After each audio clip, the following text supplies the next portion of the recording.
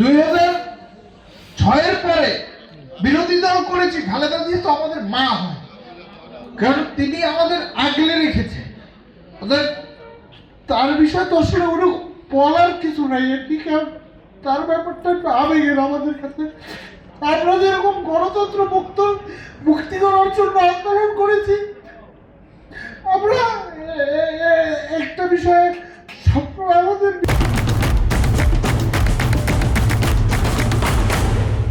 ভিতরে কাজ করত যে দেশমাতা বৃদ্ধ দেশমাতাকে মুক্ত করতে পারবো কিনা।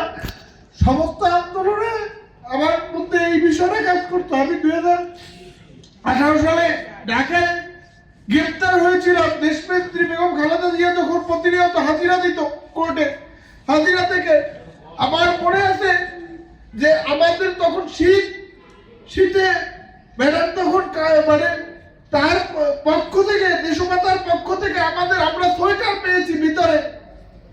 তিনি যে মা, তার যে স্নেহ এই জাতির প্রতি, বাংলাদেশের একমাত্র জীবিত ইতিহাস দেশমাতা বেগম খালেদা জিয়া, যার স্বাধীনতা যুদ্ধ থেকে বাংলাদেশের সকল আন্দোলনে তার ভূমিকা আছে।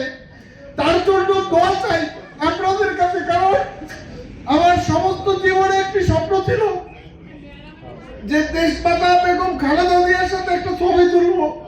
হয়তো সেই স্বপ্ন আল্লাহ রাব্বুল আলামিন জানেন তার কাছে গিয়ে একটি ছবি তোলার স্বপ্ন পূরণ হবে কিনা, কিন্তু আল্লাহর কাছে দোয়া চাই, আপনাদের সবার কাছে দোয়া চাই। কোনো বক্তব্য না যে আজকে বাংলাদেশে সবচেয়ে যদি বলেন যে বাংলাদেশে সবচেয়ে নির্যাতিত ব্যক্তিকে, সবচেয়ে মজলুম ব্যক্তি হচ্ছে দেশমাতা বেগম খালেদা জিয়া। আপনাদের কাছে তার জন্য দোয়া চাই। তিনি আমাদের মা, তিনি আমাদের রাজনৈতিক নেত্রী না। আপনারা আমাদের মায়ের জন্য দোয়া করবেন।